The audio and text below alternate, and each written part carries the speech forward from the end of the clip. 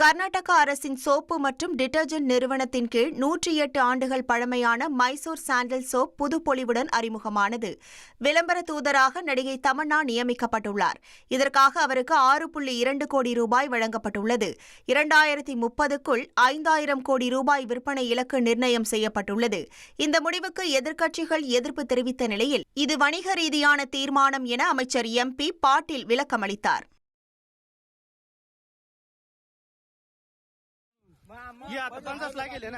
நாசிக் அருகே திராட்சை தோட்டத்தில் வேலை செய்த விவசாயி மீது சிறுத்தை தாக்கிய சம்பவம் பரபரப்பை ஏற்படுத்தியுள்ளது. மகாராஷ்டிரா மாநிலம் வடோலிபாய் கடல் பகுதியில் திராட்சை தோட்டத்தில் வேலை செய்து கொண்டிருந்த விவசாயி மீது சிறுத்தை பாய்ந்து தாக்கியது.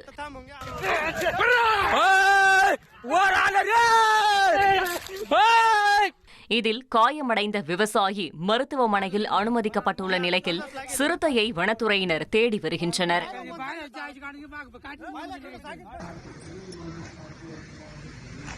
மத்திய பிரதேச மாநிலம் சாதர்பூரில் நதிநீர் இணைப்பிற்கு எதிராக போராட்டம் நடத்திய பொதுமக்கள் மீது போலீசார் கண்ணீர் புகைகுண்டு வீசி கலைத்ததால் பதற்றம் ஏற்பட்டது. நாட்டிலேயே முதல் முறையாக உத்தரப்பிரதேசத்திற்கும் மத்திய பிரதேசத்திற்கும் இடையே பாயும் கேன், பட்வா ஆகிய நதிகளை வாய்க்கால் மூலம் இணைக்க மத்திய நீர்வளத்துறை முயற்சி மேற்கொண்டு வருகிறது. இந்த திட்டத்தால் தங்களது வாழ்வாதாரம் பாதிக்கப்படும் என கூறி மத்திய பிரதேச மாநிலம் சாதர்பூர் மாவட்ட ஆட்சியரகத்தில் பொதுமக்கள் நள்ளிரவில் திரண்டு கற்களை வீசி ஆர்ப்பாட்டம் நடத்தினர்.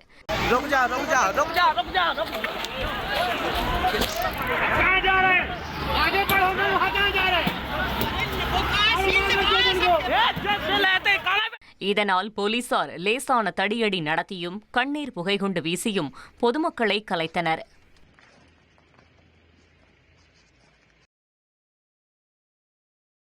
நீர்வளத்துறை அமைச்சர் துரைமுருகன் கால்வலி காரணமாக சென்னை 1000 விளக்கு பகுதியில் உள்ள தனியார் மருத்துவமனையில் அனுமதிக்கப்பட்டுள்ள நிலையில் அவர் விரைவில் வீடு திரும்புவார் என மருத்துவமனை சார்பில் தெரிவிக்கப்பட்டுள்ளது. இது தொடர்பாக மருத்துவமனை நிர்வாகம் வெளியிட்டுள்ள அறிக்கையில் அமைச்சர் துரைமுருகனுக்கு தேவையான சிகிச்சைகள் வழங்கப்பட்டு வருவதாகவும் தற்போது அவரது உடல்நிலை சீராக இருப்பதாகவும் ஓரிரு நாட்கள் மருத்துவ சிகிச்சைக்கு பின்னர் அவர் வீடு திரும்புவார் எனவும் தெரிவிக்கப்பட்டுள்ளது.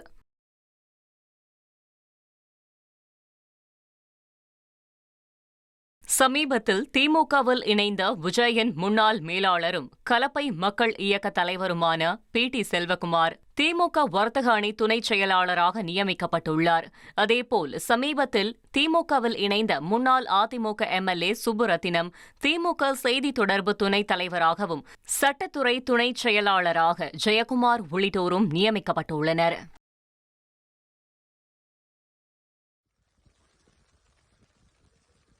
ஜம்மு காஷ்மீரில் பனிப்பொழிவு அதிகரித்ததால் பாதிப்பிற்குள்ளான கர்ப்பிணியை ராணுவ வீரர்கள் பத்திரமாக மீட்டனர்.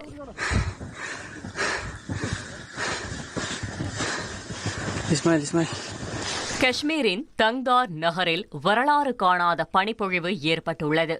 இதனால் குளிரில் நடுங்கிய கர்ப்பிணியை ராணுவ வீரர்கள் சுமந்து கொண்டு பாதுகாப்பான இடத்தில் தங்க வைத்தனர்.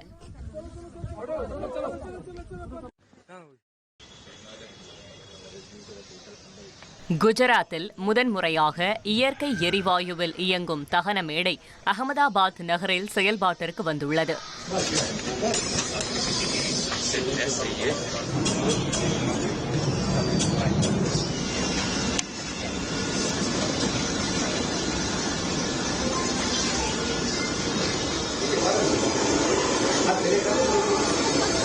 செல்ல பிராணிகளுக்காக ஏற்படுத்தப்பட்டுள்ள இந்த தகன மேடையில் ஸ்ட்ரெச்சர் மூலம் சடலம் உள்ளே அனுப்பப்படுகிறது. அடுத்த 2 மணி நேரத்தில் சடலம் முழுவதும் எரியூட்டப்பட்டு அதன் அஸ்தி சம்பந்தப்பட்டவர்களிடம் வழங்கப்படும் என தகன மேடை பணியாளர் கூறினார்.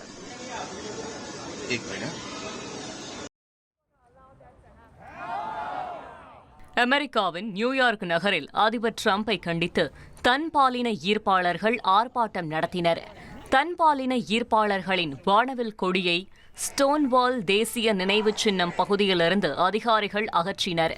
இதை கண்டித்து கையில் வானவில் கொடியை ஏந்தியவாறு தன்பாலின ஈர்ப்பாளர்கள் அதே ஸ்டோன்வால் நினைவு சின்னம் அருகே ஆர்ப்பாட்டத்தில் ஈடுபட்டனர்.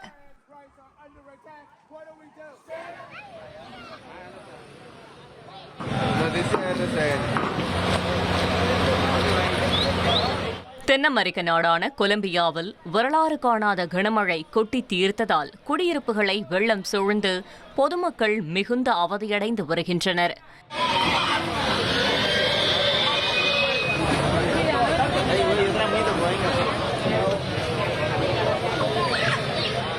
மான்ட்ரீயோ, கார்டோபா ஆகிய மாகாணங்களில் தாழ்வான பகுதிகளில் வெள்ள நீர் தேங்கியதால் படகுகள் மூலம் பொதுமக்கள் உடைமைகளுடன் வெளியேறி பாதுகாப்பான இடங்களில் தஞ்சமடைந்தனர்.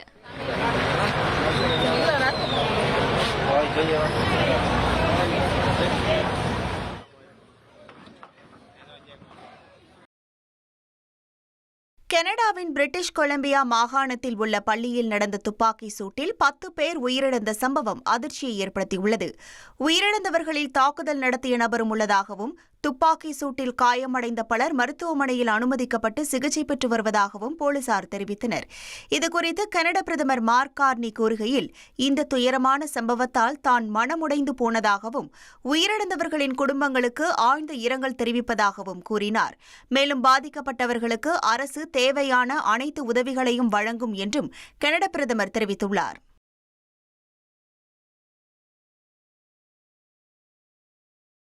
பசிபிக் பெருங்கடலில் சக்தி வாய்ந்த நிலநடுக்கம் ஏற்பட்டுள்ளது. ரிக்டர் அளவுகோலில் 6 அலகாக பதிவான போதிலும் இந்த நிலநடுக்கத்தால் சுனாமி எச்சரிக்கை விடுக்கப்படவில்லை. கடலுக்கு அடியில் சுமார் 515 கிலோமீட்டர் ஆழத்தில் நிலநடுக்கம் மையம் கொண்டதாக தகவல் வெளியாகியுள்ளது. பூமியில் சுமார் 81% நிலநடுக்கம் பசிபிக் பெருங்கடலில் ஏற்படுவதால் அந்த பகுதிக்கு நெருப்பு வளையம் என பெயரிடப்பட்டுள்ளது குறிப்பிடத்தக்கது.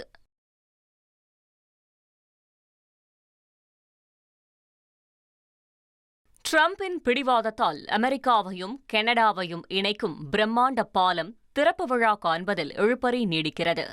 அமெரிக்காவின் டெட்ராய்ட் நகரையும் கனடாவின் விண்ட்சர் நகரையும் இணைக்கும் வகையில் பிரம்மாண்ட பாலம் ஒன்றை $4 பில்லியன் மதிப்பில் கனடா கட்டி முடித்தது. இந்த பாலம் திறப்பு விழா கண்டதும் இரு நாடுகளுக்கும் இடையிலான பயண தூரம் கணிசமாக குறைய வாய்ப்பிருக்கிறது. ஆனால் வர்த்தக ஒப்பந்தம் உள்ளிட்ட விவகாரத்தால் இந்த பாலத்தை திறக்க அமெரிக்க அதிபர் ட்ரம்ப் சம்மதம் தெரிவிக்காததால் இழுபறி நீடிக்கிறது.